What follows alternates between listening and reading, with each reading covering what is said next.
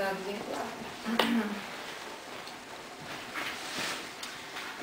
Fragmentiņš, sākums no stāsta Krītiņa princes par divām mazām meitenēm. Pēc matemātikas es pierunāju Dārtu nākt pie manis. Mēs esam sirdsdraudzenes un mūsu mammas ļauj iet ciemos vienai pie otras. Dārta pie manis ir bijusi jau daudzas reizes, tā kā es dzīvoju netālu no skolas, līdz mājām kādas 15 minūtes. Tad jau ap vieniem esam mājās. Matemātika beidzās 12:45. Tad pārvilkām mājas apavus, sandeles ielikām maisiņos un katru pakārām uz saviem āķīšiem garderobē. Es dzīvoju tajā zaļajā mājā, kur pagalmā manis zīmētās Krītiņa princes.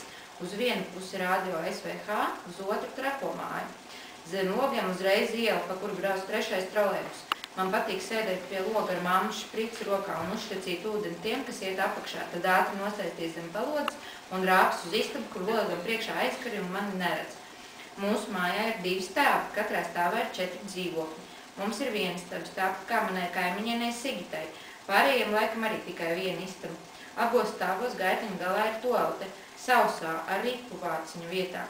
Kad man bailes, es čurāju naktspodā un vēlāk palūdzu mammai, lai viņa atnāk ar mani uz toaleti to izliet. Tad es vēl pie vienas reizes nokārtojos uz īstā poda, pirms tam saliekot uz malas avīžu kvadrātiņus, jo pods ir augsts un smilšains. Dārtai gan mājās visu normāli, pašiem savs pods un 2 istabas. Tur tālāk ir mazdārziņi.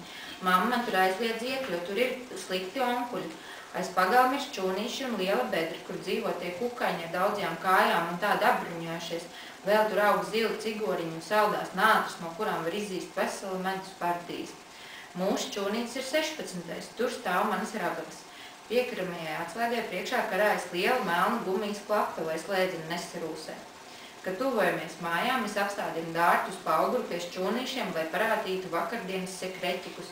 Vakar es ieraku vabolu, 2 pienenes, salūzušo matu sprādzi ar rozīti un īrisa ziedlapu. Tas viss ir mazā bedrītē zem stikla, kur es tagad atroku, lai parādītu draudzenēm. Pirms iešanas iekšā mēs vēl aizliedinamies šķūņiem. Tur ir sekas grāvis un aiz tā uzreiz mazdārziņu sēka. Grāvī ir miseni. Tur visi tusē. Mamma teica, ka māsa arī. Tur ir skaistas pudeles un buņģas un citas drazas, kas nav tik skaistas. Tur ir baigi forši. Kājas ieslīst ar papīriem un vecām atsparēm, un tu vairs neredzi savas kurpes, un ir baigi interesanti, ka tu atkal tās ieraugi aptupušas ar dubļiem un druptičām. Mēs aizbrienam garām visai šķūņu rindai, un kad esam laukā uz ceļa, es lepni paskatos uz Dārtu, jo pie viņas mājas tādas misenes nav. Viņa apmierināti pamāja ar galvu. Pie durvīm izgūlies ņiņas tantes suns Balters.